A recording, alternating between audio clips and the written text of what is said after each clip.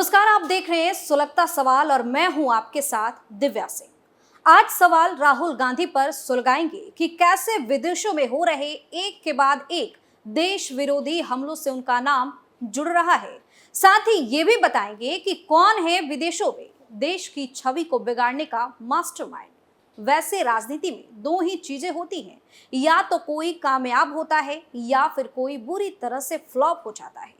सियासत में एक ऐसा ही नाम है जो जिसके साथ भी जुड़ता है उस पर ही सवालों की बौछार शुरू हो जाती है। राहुल गांधी। सियासत में राहुल गांधी का क्या प्लान है और राजनीति में उनकी क्या जगह है, ये तो हर कोई जानता है। लेकिन अब राहुल गांधी पर एक ऐसा आरोप लग रहा है जो बहुत ज्यादा गंभीर है।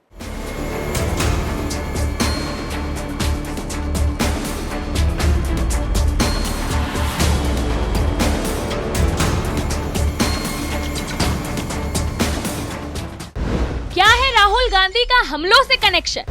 विदेशों में कौन करवा रहा है भारत विरोधी दंगे? राहुल गांधी से कैसे जुड़ रहे हैं दंगों के तार? खालिस्तान की नापाक हरकत की क्या है सच्चाई? राहुल गांधी जब जब विदेश की यात्रा पर जाते हैं उसके कुछ दिन बाद ही कुछ ना कुछ ऐसा हो ही जाता है जो राहुल गांधी पर सवाल उठाने के लिए काफी होता है। अब सवाल है कि क्या राहुल गांधी के साथ हो रहे इत्तेफाक में कुछ सच्चाई भी है?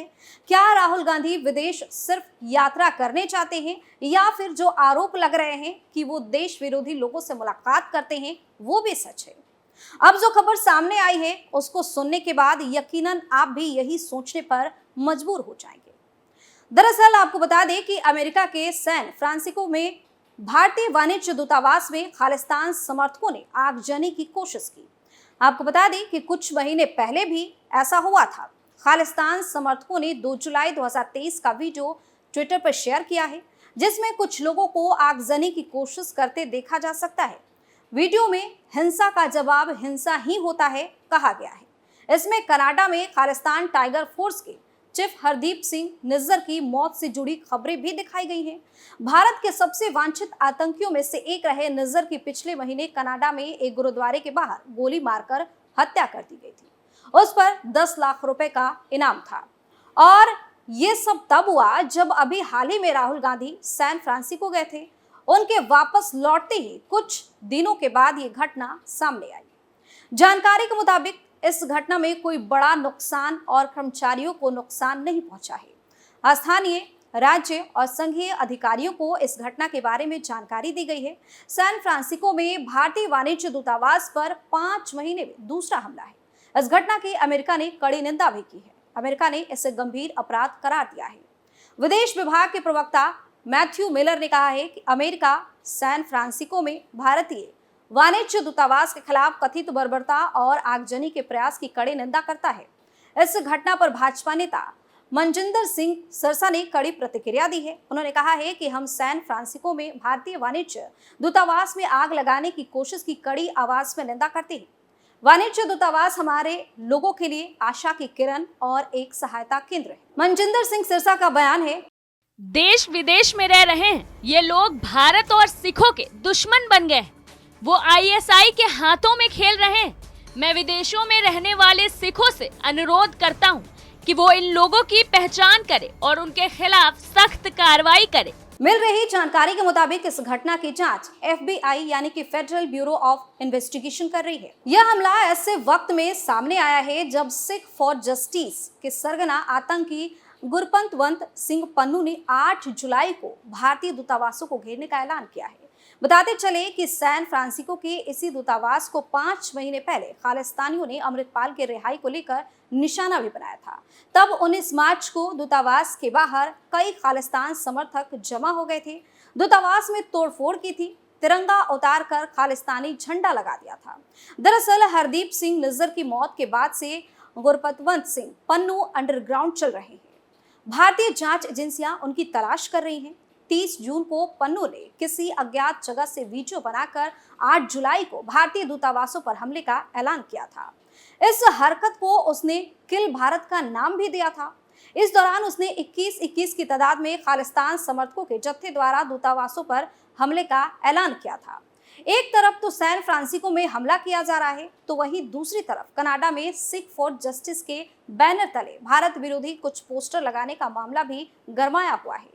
इन पोस्टर्स में किल इंडिया लिखा गया है। यही नहीं, इन पोस्टर्स में भारतीय उच्चायुक्त संजय कुमार वर्मा और टोरंटो में भारत के महावाणिज्य दूत अपूर्वा श्रीवास्तव पर खालिस्तानी नेता हरदीप सिंह निज्जर की हत्या का आरोप भी लगा है। वहीं भारत ने इस पूरे मामले में दिल्ली में मौजूद कनाडा के उच्चायुक्त के समन जारी किया है। भारत सरकार ने पोस्टर पर सख्त आपत्ति दर्ज कराई है। इसके अलावा भारत सरकार ने खालिस्तान समर्थकों के खिलाफ सख्त कार्रवाई की मांग भी कर दी है।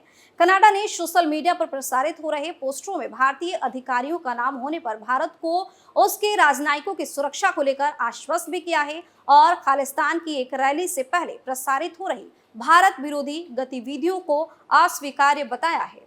वहीं इस पूरे मामले पर भारत के विदेश मंत्री एस जयशंकर का बयान भी सामने आया है। उन्होंने कहा है, अमेरिका, कनाडा, यूके और ऑस्ट्रेलिया खालिस्तानियों को तवज्जो ना दे, क्योंकि उनकी कट्टरता भरी सोच ना तो हमारे लिए ठीक है, ना ही उनके लिए, और ना ही हमारे बीच संबंधों के लिए ठीक है। अमेरिका के सैन फ्रांसिस्को में भारतीय मिशन में आगजनी की कोशिश की गई। दुनिया के कई देशों में भारत विरोधी भावनाएं भड़कती देख विदेश मंत्री जयशंकर ने दो टूक कह दिया कि कट्टरपंथी खालिस्तानी सोच को बढ़ावा दिया जाना द्विपक्षीय संबंधों के लिहाज से ठीक नहीं है। यह मैसेज कनाडा से लेकर ऑस्ट्रेलिया के लिए भी है। कुछ महीने पहले लंदन में भारतीय उच्चायोग के बाहर खालिस्तान समर्थकों ने विरोध प्रदर्शन किया था। उस दौरान इंडिया हाउस में खालिस्तानियों ने तिरंगे झंडे को हटाने का प्रयास भी किया था। बाद में उन्हें मुंहतोड़ जवाब देते हुए विशाल तिरंगा लहरा दिया गया। कनाडा में खालिस्तानियों की हरकत नई नहीं है, लेकिन ताजा घटनाक्रम को देखकर कुछ देशों में भारतीय मिशनों के प्रमुख अधिकारियों की सुरक्षा की समीक्षा करनी पड़ रही है। कनाडा में तैनात 2 भारतीय राजनयिकों के नाम और तस्वीरें शेयर किए जाने के बाद उनकी सुरक्षा को लेकर सरकार बेहद गंभीर है। जयशंकर ने बताया कि सरकार कनाडा में खालिस्तानियों के पोस्टर का मुद्दा वहां की सरकार के समक्ष उठाएगी। विदेश मंत्री ने आगे कहा, हमने कनाडा, ब्रिटेन, अमेरिका, ऑस्ट्रेलिया जैसी हमारे सहयोगी देशों से आग्रह किया है कि वे खालिस्तानियों को तवज्जो ना दें, क्योंकि उनकी चरमपंथी अतिवादी सोच ना तो हमारे लिए सही है और ना ही देशों से हमारे संबंधों के लिए ठीक है। इन्हीं देशों में खालिस्तानी गतिविधियां हुई हैं। हम पोस्टर के मुद्दे को कनाडा सरकार के साथ उठाएंगे। अब तक ऐसा किया भी जा चुका होगा। जयशंकर ने पिछले महीने ही कहा था कि कनाडा में खालिस्तानी तत्वों को जगह दिया जाना वोट बैंक की राजनीति से प्रेरित लगता है। कुछ दिन पहले भी जब उनसे इस मुद्दे पर टिप्पणी करने के लिए कहा गया, तो उन्होंने कहा था कि कनाडा खालिस्तान न के मुद्दे से जिस तरह निपट रहा है वह हमारे लिए लंबे समय से चिंता का विषय रहा है, क्योंकि यह स्पष्ट रूप से वोट बैंक की राजनीति से प्रेरित लगता है। इधर ताजा मामले पर कनाडा ब्रॉडकास्टिंग कॉर्पोरेशन के पूर्व रिपोर्टर टेरी मिलवस्की ने ट्वीट कर कहा, यह बेहद खतरनाक है। खालिस्तानी भारतीय राजनयिकों को निशाना बनाकर गुस्सा भड़का रहे हैं। इसमें किसी तरह से भारत के शामिल होने का कोई सबूत नहीं है। जयशंकर के सख्त बयान से कुछ घंटे के भीतर ही कनाडा ने राजनयिकों की सुरक्षा को लेकर भारत को आश्वस्त किया। कनाडा की विदेश मंत्री मेलानी जॉली ने कहा कि कनाडा राजनयिकों की सुरक्षा के संबंध में वियना संधियों के तहत अपने दायित्वों को बहुत गंभीरता से लेता है। खालिस्तानी पोस्टरों में भारतीय राजनयिकों के नाम पर जॉली ने जोर देकर कहा कि कुछ लोगों की हरकतों को पूरे समुदाय या कनाडा की सहमति नहीं है।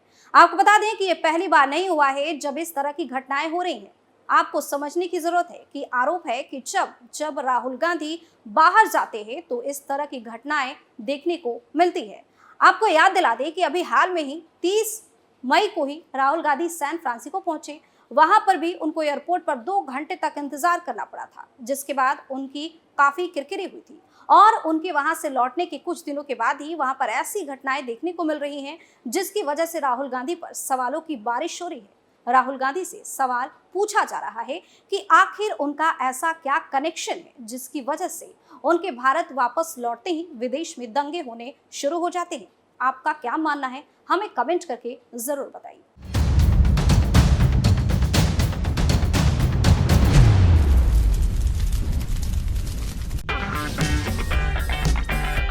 अगर आपको हमारा वीडियो पसंद आया हो तो इसे लाइक करें, हमारे चैनल को सब्सक्राइब करें और हाँ, बेल आइकन दबाना ना भूलें ताकि आप तक हमारे वीडियो की नोटिफिकेशन पहुंचती रहे।